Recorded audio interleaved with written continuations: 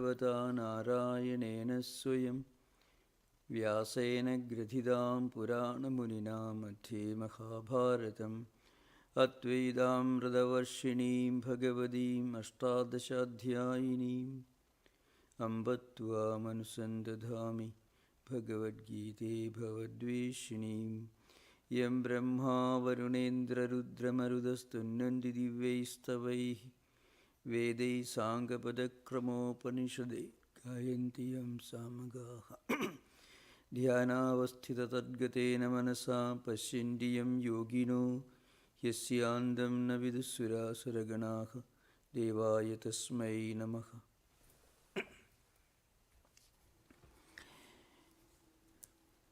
We are continuing the discussion on the 14th chapter, which is in many ways of great interest for those who study human character, human personality.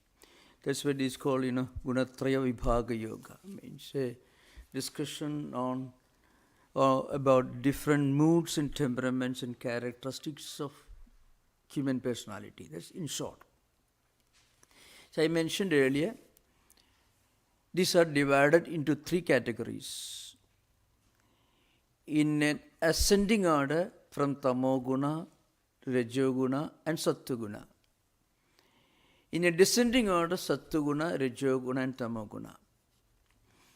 And I already mentioned in my previous session that we cannot really visibly see these characteristics except when we analyze the temperaments, actions, the way of speech of different people.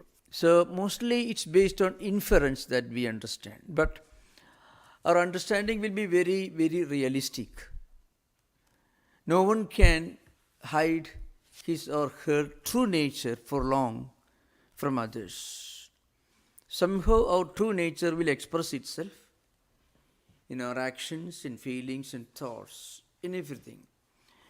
So I'm now concluding this particular section dealing with this, with the characteristics of these three gunas, with a short introduction and explanation of this. Let us say sattvaguna.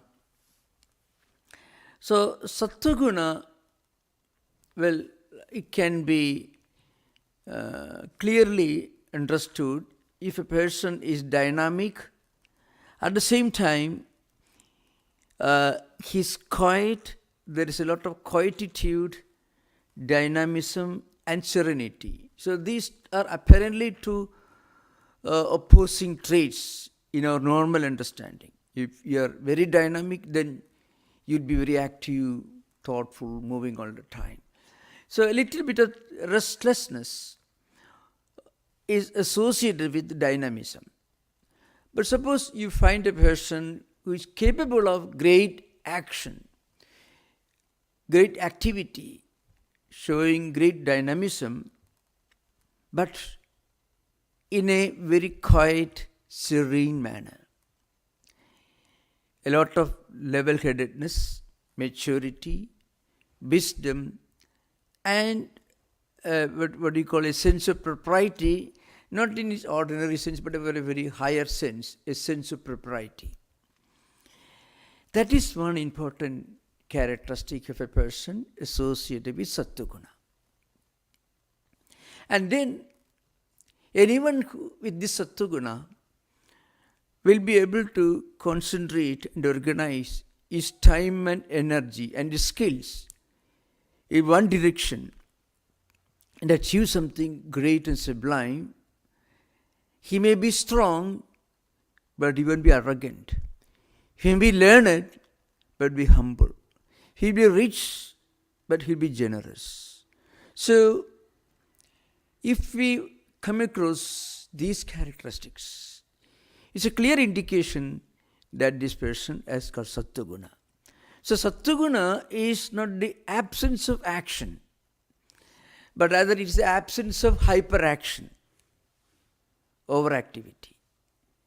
So rajoguna is associated with restlessness, lack of steadiness, stability, not being able to concentrate, moving from one activity to another activity. In contrast to this, anyone endowed with sattvaguna will be stable, will be steady. He will have his mind controlling his actions, not his actions controlling him. So again, in some of the commentaries there is mentioned Swadharma means a sense of Swadharma. So our own action, our own duty, our own responsibility, by virtue of our education, our own evolution, our own choice, and our own fitness, which is natural.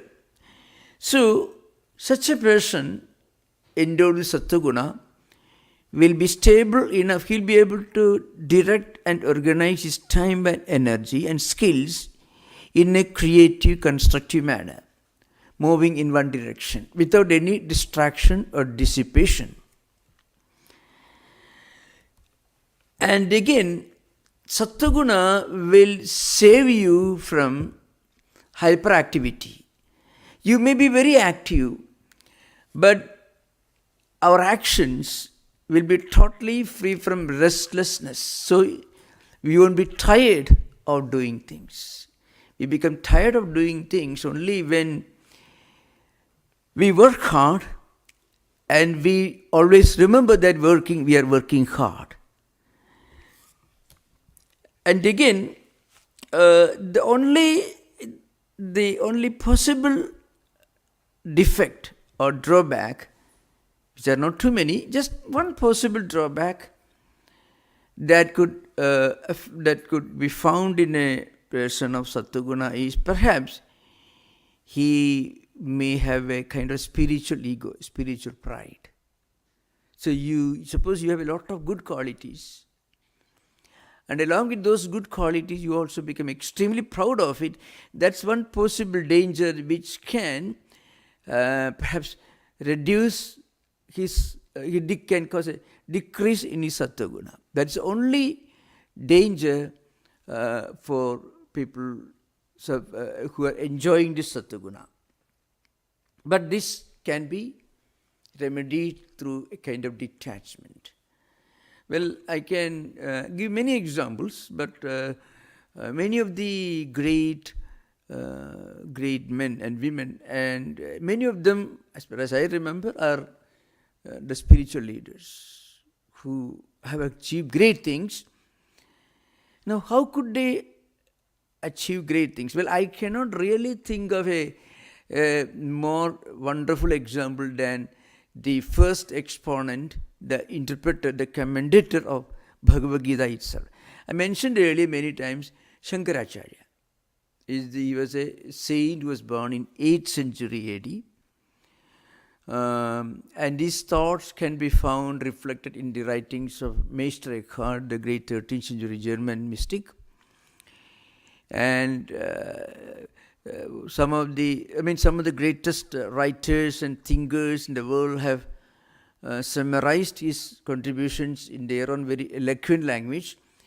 But one telling example is Sister Nivedita, Miss Margaret Noble, who was an Irish revolutionary, who became a disciple of Swami Vivekananda, a great woman, a great Irish woman, a great learned lady, who was an outstanding philosopher, writer, speaker, and a great student of Eastern philosophy, especially Indian philosophy and Vedanta. Maybe the greatest name among the women or Western disciples of Vivekananda, the Western Vedantins of Vivekananda, the first name should be mentioned is Sister Nivedita. Her name is Miss Margaret Noble. She was born in Ireland, in Dublin.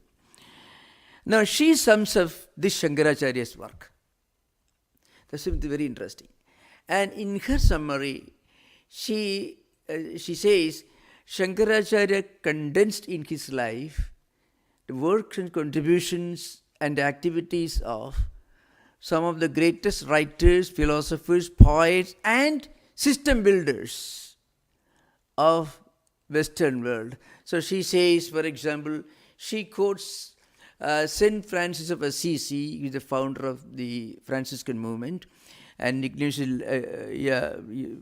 Loyola, who is the founder of the Jesuit movement. Shankaracharya founded 10 monastic orders. 10 monastic orders. And you don't find any great well-known monk who came from India to America or Western world who does not belong to any of the 10 monastic orders that he founded. Chinmayananda, another order, Chinmayananda Saraswati, one of the monastic orders Shankaracharya founded. Anyone for that matter. Or the great monk who popularized yoga, Divine Law Society, Shivananda, anyone for that matter. You don't find anyone who did not belong to one of the 10 monastic orders of Shankaracharya. And he wrote the most moving devotional poetry in Sanskrit. And of course, obviously, he is the greatest name in Indian philosophy. Wrote the most profound books on Indian philosophy. And he established 10 monastic orders, as I mentioned. He also established the methods of doing japa. So if you go to this Livermore or anywhere, the Shiva Vishnu temple or any temple in Bay Area, all those puja methods were founded by Shankaracharya. So this man, he is the exponent of the most exalted transcendental philosophy, which tells you you need not to go to a temple to realize God. You can, through meditation, you can realize the supreme reality.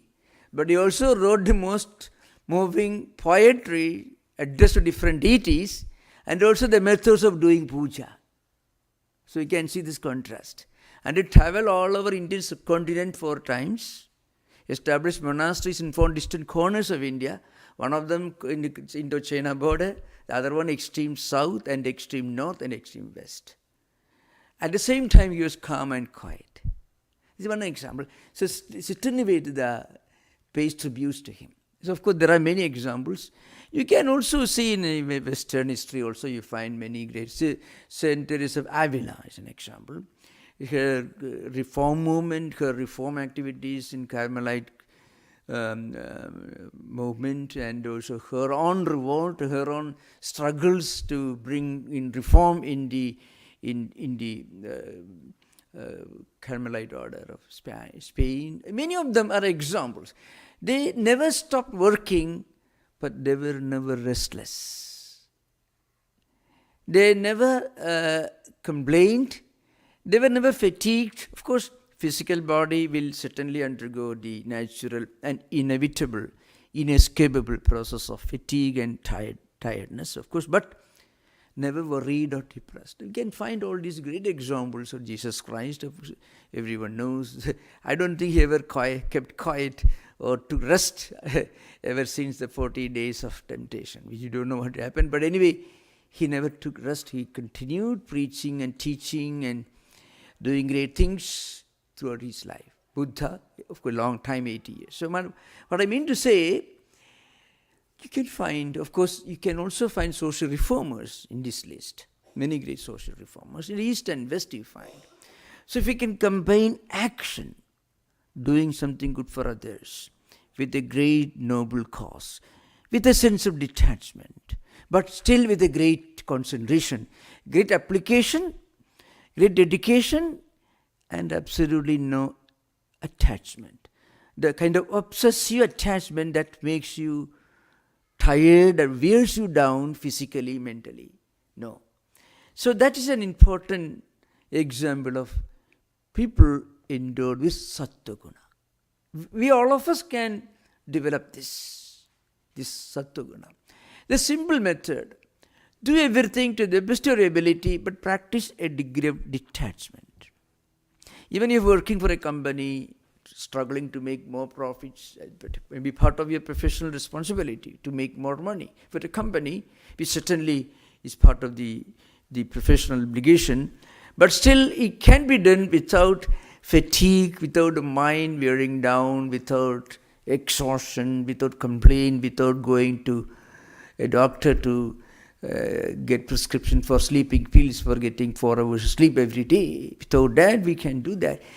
This is possible by developing, by generating sattvaguna. This is an important example. And of course, the highest degree of sattvaguna comes automatically, but sattvaguna can be developed by practicing non-attachment. Non-attachment means doing everything possible for your duty as part of your responsibility, but do it as Swadharma. But there's a work I have to do. That's the justification for my existence in this world. Then it becomes an action, an activity with sattvaguna. It becomes a spiritual activity, bringing a sense of sanctity and sacredness. Sattvaguna. If we don't develop sattvaguna, there are two dangers. One danger is that we may end up living a life of tamoguna. Tama means laziness, inaction, inactivity, inertia, confusion, misunderstanding, not being able to do anything, not being able to concentrate on your work. Not because of hyperactivity or mind wandering, but rather inactivity, laziness, and so on. This is tamoguna. The rajoguna is normally what we find among people. In general, the majority of people are endowed with a lot of rajoguna. The problem is when the rajoguna becomes excessive, it can lead to instability, lack of steadiness, lack of concentration. It can become workaholism, and it can also make us restless. So our text tells you that this Lobha pravurti arambha karmanam ashamasprha rajasya yadani jayende vivurdhe bharadashava. This 12th verse will tell you. So that means, suppose you have plenty of money, you're very rich, but won't give to anyone. It's called lobha, greed, possessiveness. Spraha is something different. You have no money, so you struggle to get money. And eventually it becomes lobha, greed. And then karmanam ashama means not being able to detach yourself from activity anytime. Means not being able to remain quiet for a moment. That kind of restlessness can result when a person is endowed with rajoguna. That's an important problem. That's what is happening. In a way, you find the productive, the creative results of rajoguna may be found in many of the discoveries, scientific, technological discoveries, discovery of sea routes, which later led to colonization and the rise of capitalism, supported by industrial revolution. All these are examples of excessive rajoguna afflicting human society. So rajoguna is necessary, no doubt. No one can live without rajoguna. Human civilization cannot exist without rajoguna. But rajoguna should be guided and restrained by sattvaguna. That can perhaps bringing a level of restraint and higher wisdom. So here Lord Krishna says, karmanam arambhaga karmanam ashama means you have to start some activity all the time. Unless you do something, you won't feel peace of mind. Actually, it is a problem of diversion, actually. Diversion means, you find, if we cannot keep quiet for a minute, and if we need to be active all the time, then there's a problem because we are not brave enough. We are not able to face our own mind. So as a result, people may become alcoholics, drug addicts. Drug addiction, alcoholism are the visible examples of our not being able to, our inability to face our own mind, to look at our own mind in the eye. That's an important thing. Because that's an extremely serious problem. So this is an extreme, the negative aspect. Positive aspect is Rajoguna can sometimes become a kind of creativity in literature, language, art, and also in industry, commerce, and human activities, like as mentioned earlier. The Industrial Revolution, there's the great discoveries in science and technology, the quest for new lands. All these, Columbus would not have started a journey in search of a new continent if we did not have Rajoguna. So in a way, it's a creativity, of course. But then coming over here and conquering and wiping out the native population, that may not be a very desirable thing. So there, at least sattvaguna will be useful, that's an important thing. So human civilization needs to harmonize these qualities. We cannot live without the Rajoguna. Rajoguna creates its own problems at the individual level. It can lead to, of course, all kinds of problems like sleep depression or hyperactivity, all these bipolar. So important points to remember. Again, one important characteristic of Rajoguna is you'll be always have a new desire, and you'll be directing all your time and energy and everything into the realization of the desire, and those desires never come to an end. So desires are like things that we chase but always eludes you. We can never catch up with our own desires. So, and again, impatience, if you find people be always active, like you plant a seed and you immediately next day you uproot it and see whether the roots have started growing or not. So that kind of impatience, which can be very destructive. In fact, that's this impatience of the human civilization has caused many of the problems we are facing today. The wars of the Ukraine or Taiwan, or the global warming, the air pollution, industrial pollution, all these are examples of Rajoguna pushed to the extreme without Sattvaguna. Suppose you are an industrialist, then you will start an industry, but also you will try to make sure that you don't pollute the air and water around.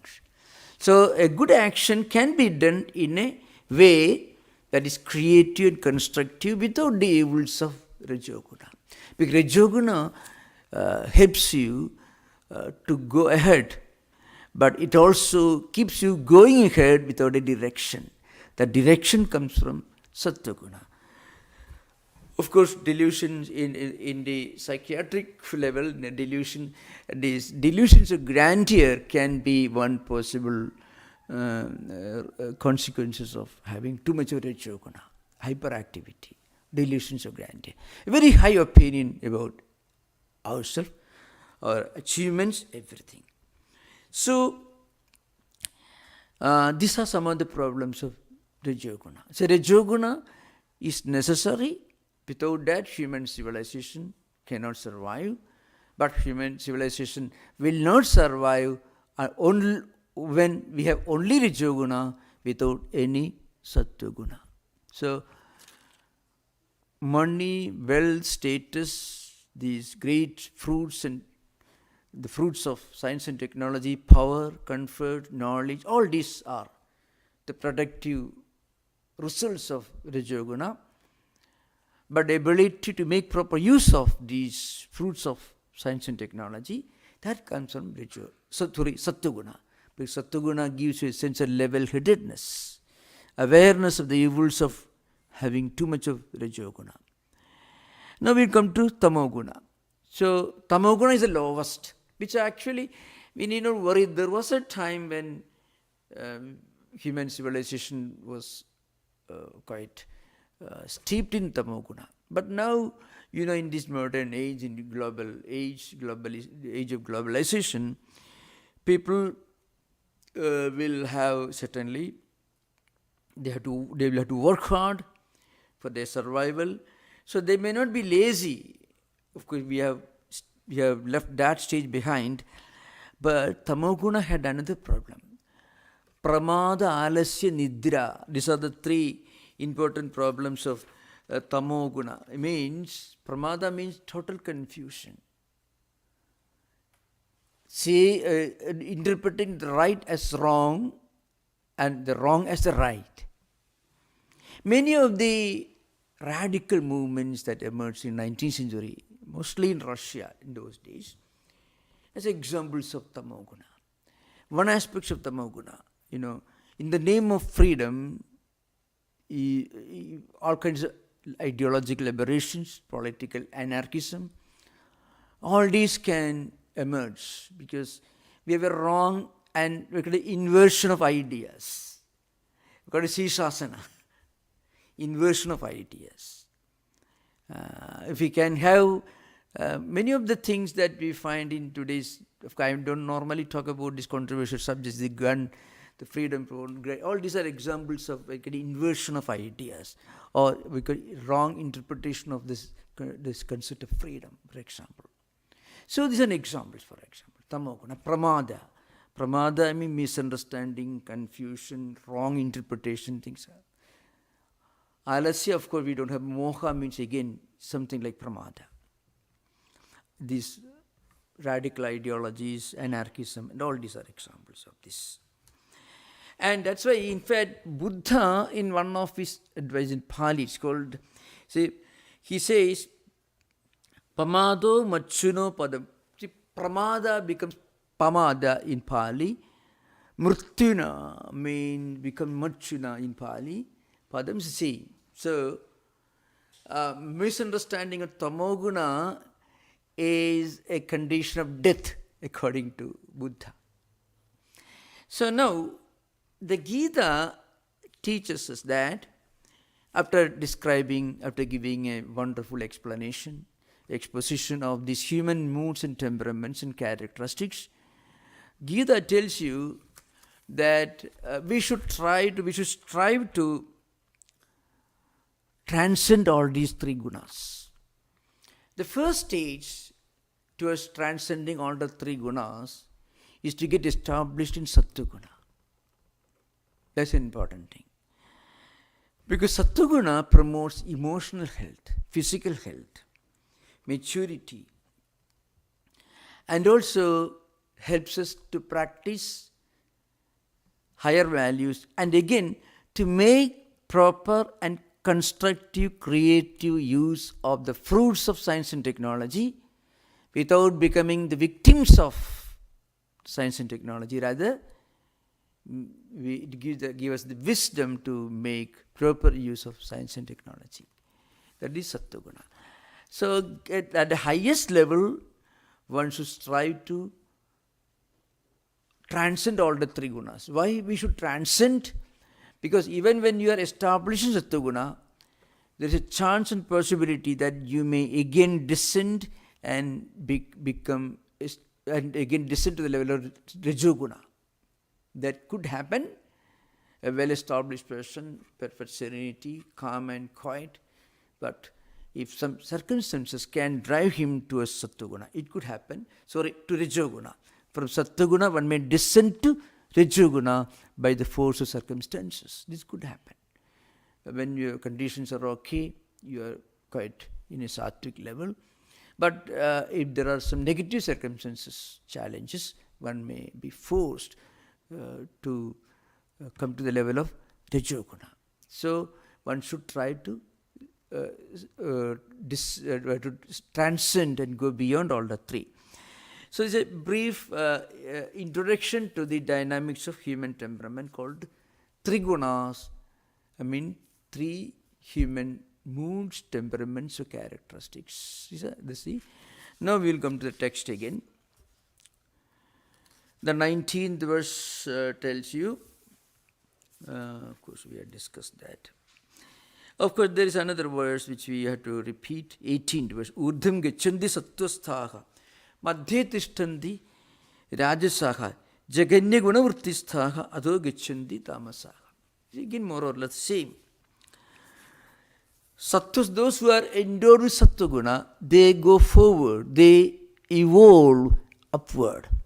So it talks about the evolution at a higher level. It is possible for all of us for all of us to evolve further. Not a physical level, but at the level of culture, values, temperaments. All of us can, if we try, we'll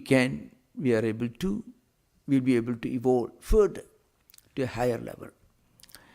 So in this ladder of evolution, the highest is, as I mentioned, sattvaguna. So those who are endowed with sattvaguna, urdham gicchandi, they go forward, they go upward. It means in the traditional interpretations of Gita, you find they go to the realm of angels, devas, which actually means, the word deva in Sanskrit, literally it means those who are endowed with spiritual effulgence. That's the meaning. That's the meaning of deva.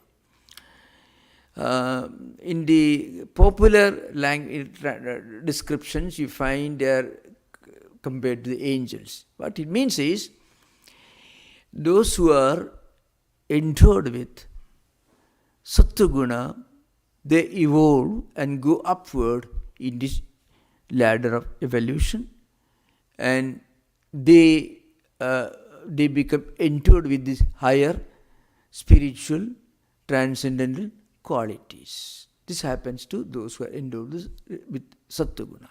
So all of us can actually try to promote sattvaguna in our own life by practicing self-restraint, wisdom, propriety. I mentioned this at the beginning. When you find apparently opposing good qualities, for example, strength but humility, strength, wealth, power, knowledge, but endowed with humility and a sense of propriety, sense of detachment or non-attachment, that is a characteristic of sattvaguna. Power alone is characteristic of rajoguna, but power with self-restraint is a characteristic of sattvaguna. You can find this idea in a vague language expressed in Republic by Plato, when his concept of philosopher, king ideal, for example. Actually, a ruler should be a philosopher. A philosopher is one who can get an overall view of these dynamics of human character, human personality. So he will have the level-headedness, the maturity and the wisdom to make proper use of his power and his wealth and his authority. So actually the idea that he governs the most, who governs the least, originally it came from Plato. You can find that idea in the 4th chapter of the Gita. Lord Krishna says, the spiritual lineage of Gita was preserved by a tradition, a succession of kings who are philosopher kings, who are actually responsible for the preservation and the continuation of this idea. It's called in the 4th chapter, the 1st and 2nd verse, Imam vivasude yogam proktavan ahamavayam vivaswan manave praha manhu ikshakave abravit evam parampara praptam imam rajasya viduhu sakalena iha mahada yogo nashta parandava.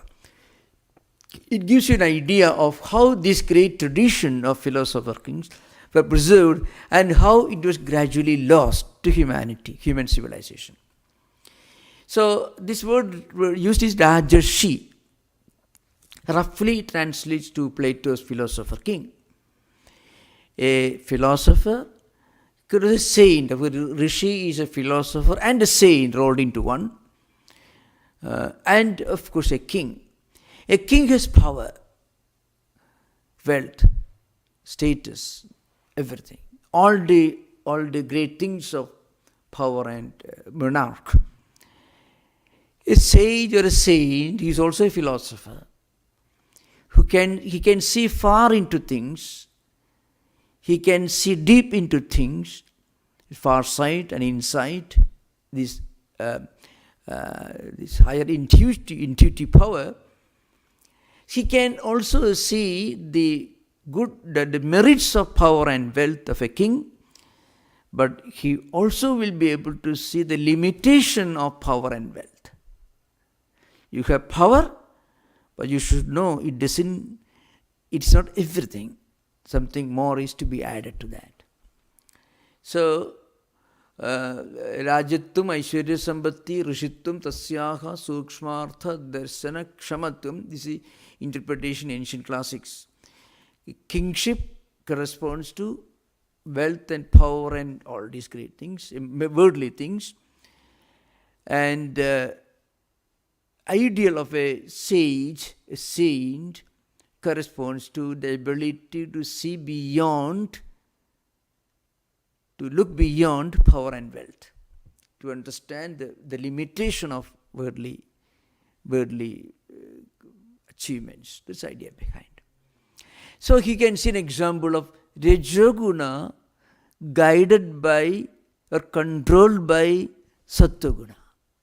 That's one important. Rajoguna is needed, but Rajoguna controlled and guided and regulated by sattvaguna. This applies to human civilizations, to kingdoms, countries, and also to human personalities. So, those who are endowed with sattvaguna, they evolve further, they move to a higher level. And those who are endowed with Rajoguna, Rajoguna means activism, those who are endowed with Rajoguna, they remain in the same status. They don't go forward, they don't go backward either. But those who are endowed with tamoguna, confusion, inaction, inactivity, they descend to lower levels. So this is the ladder of evolution.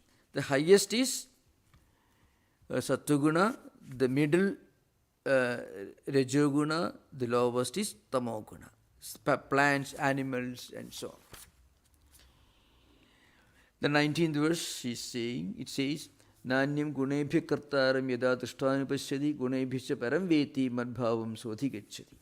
So what it says, those who are endowed with sattvaguna, those who are endowed with the power of wisdom and discerning wisdom, they will be able to realize that human life or human body or a human being is not just a body-mind complex called Karya Karana Sankhada in the Vedantic terminology.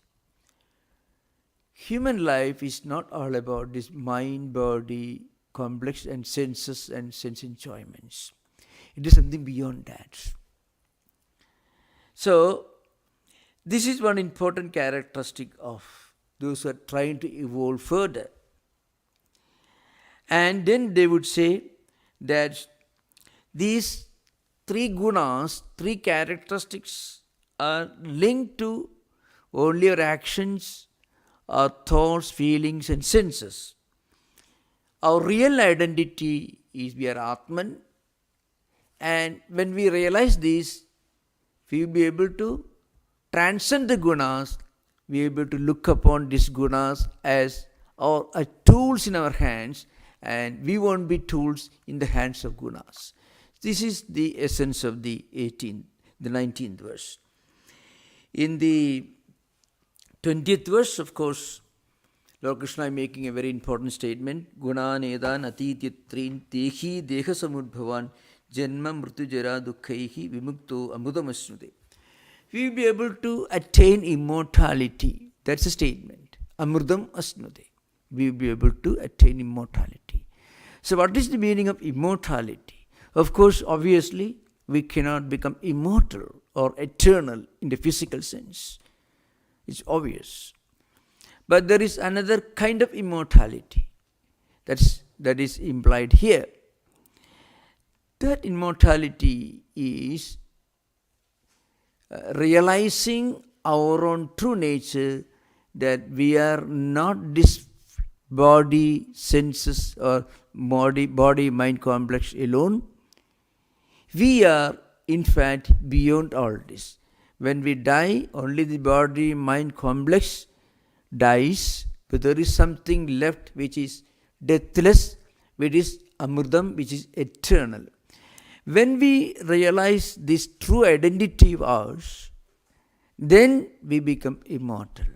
So again, it means, I can just give an interesting story in the it's a famous narrative in the Brihadaranyaka Upanishad that will make it very interesting.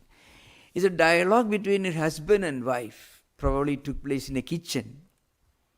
The subject is how to attain immortality. So husband and wife.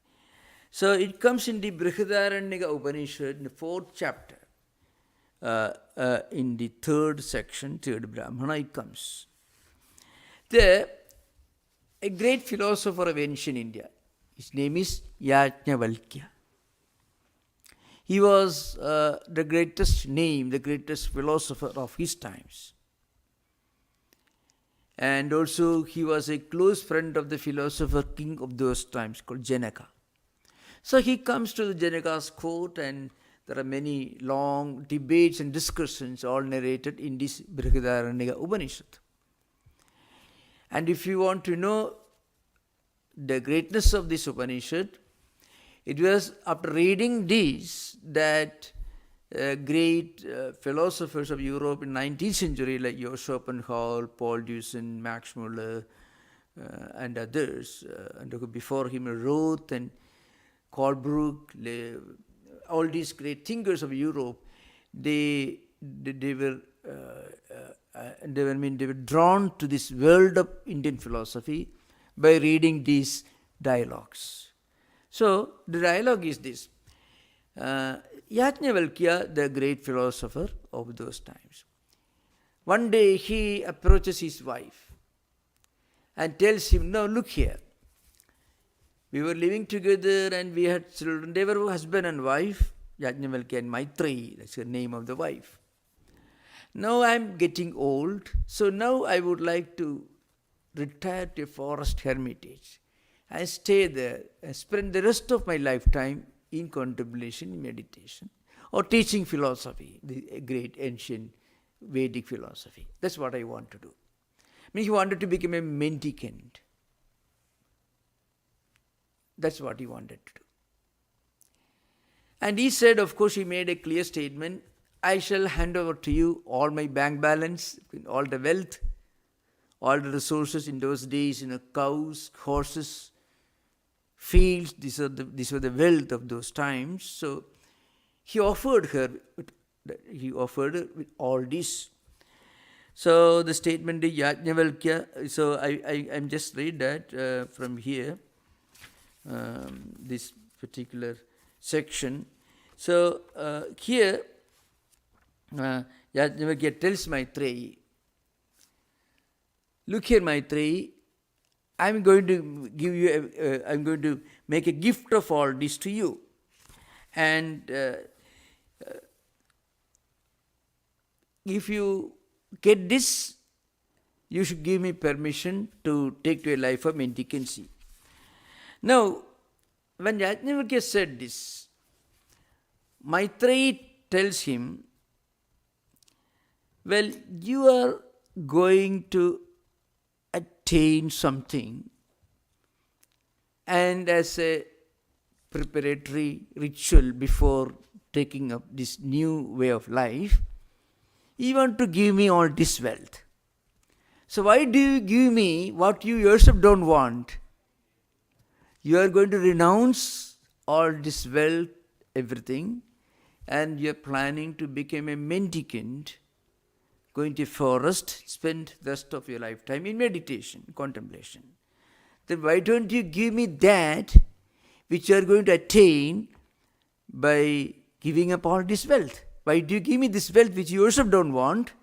You want to renounce, and that you want to give me. You want to make a gift of what you don't want, and you want to attain something higher than wealth. So you give me that, you teach me that. So am I going to attain the immortality that you are seeking by receiving your wealth, your property? I don't want that. I want that which you are trying to attain by renouncing all this. That I want. So there's a long dialogue which I shall, if I start now, I won't be able to complete today. So I shall take up that in the coming class. A very important one. Now, what Lord Krishna says in the 20th verse is, if you practice this sattvaguna, and if you transcend all the three gunas, you will reach a stage where you will have no death, no birth, and no worldly problems, nothing. Janma, mrityu, jara, dukkhai, vimukta means, janma means birth, mrityu means death, jara means hair getting grey, that means old age, sickness and so on, and also all the other problems, but dukkha is a word used by Buddha, the same thing, old age, sickness and death, which Buddha encountered just before he renounced his kingdom. So you can reach that higher level of immortality, which is free from these problems, these dukkhas, these tragedies of human life, like janma means birth, life, death, old age and so on. So that means that is a stage of amritattva, immortality. In other words, you are not this body which undergoes these cycles of birth, death and so on, or sickness. Rather, you are the Atman, the all-pervading divine reality that is present everywhere in everything, which is never born because it is always there. It never dies because it's always there, which is not subjected to any kind of evolution, any kind of growth, evolution or anything. So that's your true nature. This realization is what is meant by amritattvam or attaining immortality. This will be discussed next session. Now you can have interaction. You are most welcome. Thank you.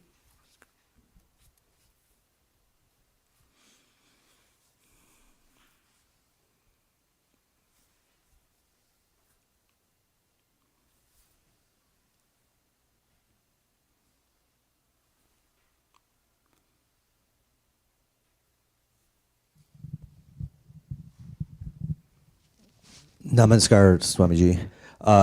Since you mentioned Plato, I was curious if there's any correspondence between when he talks about in the different parts of the soul or the just society, where he talks about moderation, courage, wisdom, and their harmonious relationship as justice. I was wondering, and he talks about bronze, silver, and gold, sort of type of bronze, silver, and gold temperaments or types of people. And I was just curious if there's any correspondence with the Sattva, Rajas, and Tamas with that sort of idea, or anyways, I'm just curious if you had any ideas or thoughts about, if there's any correspondence with that sort of stuff with Plato. Any correct, okay. In Plato's concept, he was talking about ideal republic. More or less, it was fashioned after the concept of Athens as an ideal nation, which is so who should be the ideal king?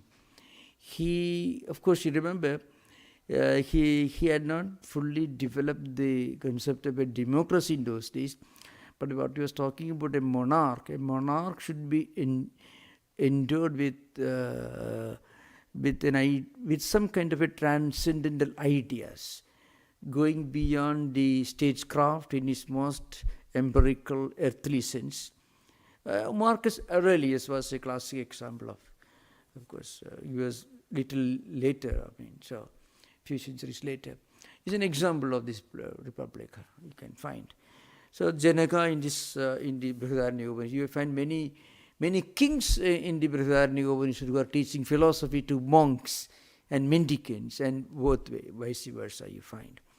So Plato developed this higher idea from the Athenian, from the Greek concepts of an ideal nation state, city state, Of course, it was at an early stage. We don't know whether Plato perhaps did not have the idea of a spiritual transcendentalism. I don't think so. You don't find so much. You find the concepts of rebirth, reincarnation and so on, but going beyond the transcendental, spiritual transcendentalism was not necessarily part of ancient Greek thought. When the ideal of a perfect state, perfect nation, perfect individual was mostly based on the characteristic of an ideal citizen, mostly evolved around the cities of Sparta and more importantly of Athens. That's what I find. But it was a grand concept for those times. Plato was far ahead of his times. Yeah. Yeah.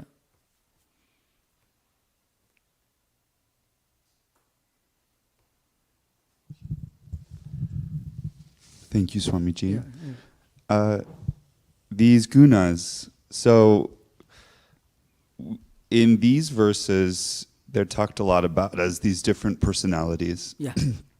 But I've also heard the gunas spoken about in other circumstances, like there's sattvic food and tamas food. Yeah. But then there's even more, almost these philosophical way it's talked about that like anything that exists is sattva and anything that changes is rajas. So do these concepts, how do you apply it to personalities but also in these other circumstances correctly? Yeah.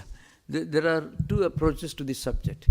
In fact, in Gita itself, in a Kattu, Lavana, Tishna, Tikshna, Ruksha, Vidala, you find, for example, people endowed with Rajoguna would like very hot, very oily kind of food, and people endowed with sattvaguna would like rather, which is somewhat sweet and, that sort of thing. So, it works in two different ways. One is, many of the food items of food can actually promote sattvaguna and also rajoguna and also tamoguna. That is true. And also, there are food items which are naturally liked and enjoyed by people endowed with different characteristics. That's also there. So, for example, yatayamam, gadarasam, puris, it means old food, stinking food. You call it unhygienic. So whatever is stinking old food is naturally liked by people who are endowed with tamoguna. So, lidra alasya pramadokta, I mean those who are men confused, lazy, inactive, they will be happy with whatever they get. They won't make any effort. But those who have got rajoguna, they will naturally strive to eat something that should keep their energy on a high level, that helps them to be active all the time. So for that, they may look for those sort of foods. Lot of chilies, masalas, in plain terms, in realistic terms, are naturally liked by people endowed with rajoguna. So those foodstuffs can be called rajoguna food, And then food that is easily digestible. For example, clarified butter, all these are examples, fresh cooked grains are examples of, are stated to be examples of sattvic food in ancient texts. But remember, these texts should not be considered to be relevant for all times literally. So this is an important thing. One great unique characteristic of Hindu canonical literature is, it doesn't tell you it should be literally followed by everyone at all times. No. It never stated like that. So many of these great Hindu philosophers, they repeat again and again that all these ideas related to food, human temperaments, human moods and characteristics, all these are subjected to changes according to time, place and circumstances. So kala, desha, niyamas means, kala means time. Many of these ideas were written in the 4th century, 4th millennium BC, 3rd millennium BC. So you don't say these ideas should be literally followed today. No, it doesn't say that, because they belong to Smriti tradition, which means these ideas should be understood, but they can be modified. They should be modified according to changing places, circumstances, climates, and so on, nations, societies, and so on. But generally, food that agitates your mind can be called rajasic food. Food that keeps you in a serene mood without being lazy, quiet but without being inactive. Now, that food can be called sattvic food, and food that makes you go to sleep immediately. It blunts your thoughts, creates confusion. Already many of the drugs and alcoholic things are examples of, outstanding examples of tamasic food. You take them and you become somebody else. You mistake the right for wrong and wrong for right. So pramada, moha, all these are examples you can find. In many ways, many of the examples can be found in our own times. So, of course, if we go to some of the naturopathy experts or many modern doctors will tell you some of these disciplines and practices do have a great relevance in our own times. You eat food that could agitate your mind, make your mind work breakneck speed, can cause mind wandering, thought wandering, flight of ideas, and all that can be very confusing. Alcoholic drinks, if you take an excessive strong coffee, for those who are not used to that, it can have all this effect. You can testify, you can demonstrate this. So that's it. On the other hand, if you take, let's say, fruit juice or something, you are not likely to fight with somebody immediately. But if you some other kind of liquid things, you may go for a war fight with your neighbor. This happens. So it shows that what we take in, what we drink or what we eat will reflect in our character and behavior. So apt and so scientifically proven. This idea behind. Yeah.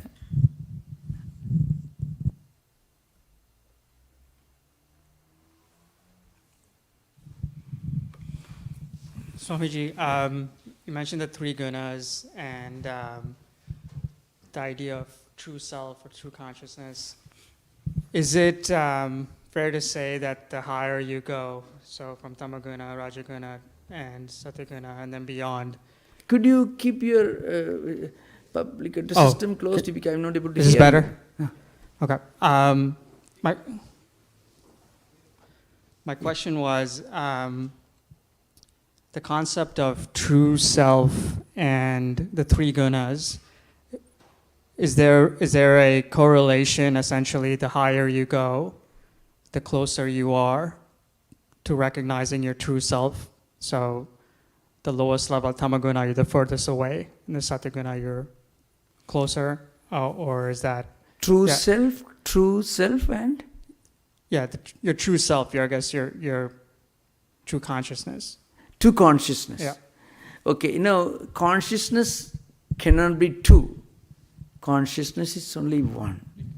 The consciousness. So consciousness is an English word used roughly to mean what is called in Sanskrit Atman.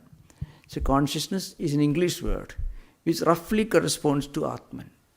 So in fact consciousness itself is an aspect, one important aspect of Atman, means awareness. So you cannot say 2 consciousness, nothing like that. If you're talking about the individual and the universal, what you call Jivatma, Paramatma, you call it. The individual and the universal. They are the same. Just like a space within a pot and a space outside the pot. There is no real difference. Only that shape of the pot creates the wrong notion that the space within the pot is different and distinct from the space outside.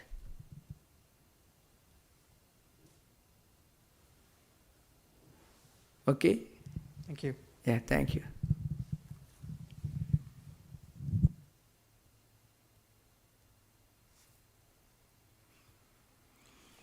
So thank you for the questions and discussions. Om Shanti, Shanti, Shanti. Harihi Om Tat Sat. Sri Ramakrishna Arpanamastu.